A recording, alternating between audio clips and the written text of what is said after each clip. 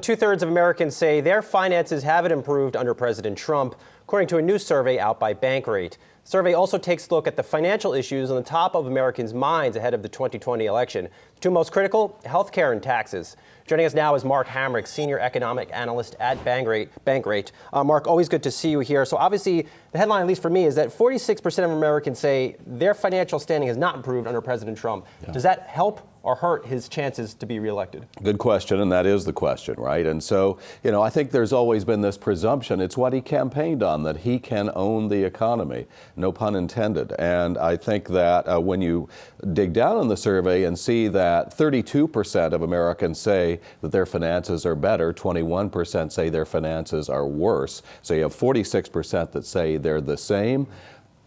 One could make the argument that you should have had more substantial improvement when he likes to point to things like, hey, look at the Dow Industrials average, as if that is a benchmark of the financial standing of all Americans.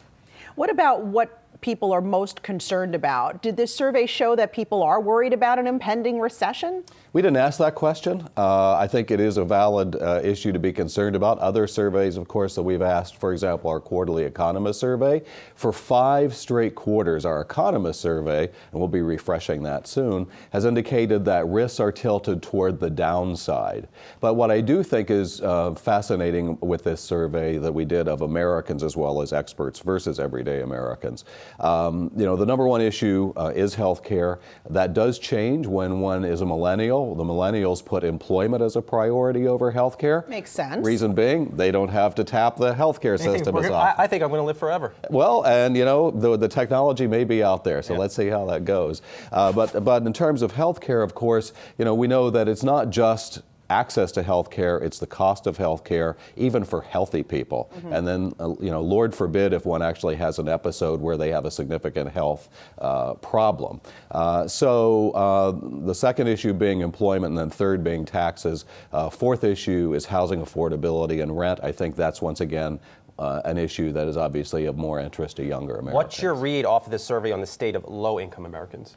I think that we continue to have a significant divide in the country where people see a number such as the low unemployment rate in some of the communities that have not participated in the economic expansion, and they say, hey, wait a minute. So I think that's one of the great things about our Bankrate surveys, which we do on a regular basis, multiple surveys per month, is that we tap into the financial standing of Americans. And I know you've both been familiar with the surveys. We found that a significant number of Americans are still living paycheck to paycheck. The number is that something along the lines of 40% of Americans cannot afford a $1,000 or greater expense. That has changed modestly in the past 4 years, but not a lot. So I think that, we look at some of the real challenging issues that are out there. Obviously, it's an opportunity for the Democrats to try to, grab onto those, but these are complicated problems. Hey investors, Zach Guzman here. Are you interested in learning more about the markets and getting the latest financial news? Well, then click right here to subscribe to our Yahoo Finance YouTube channel.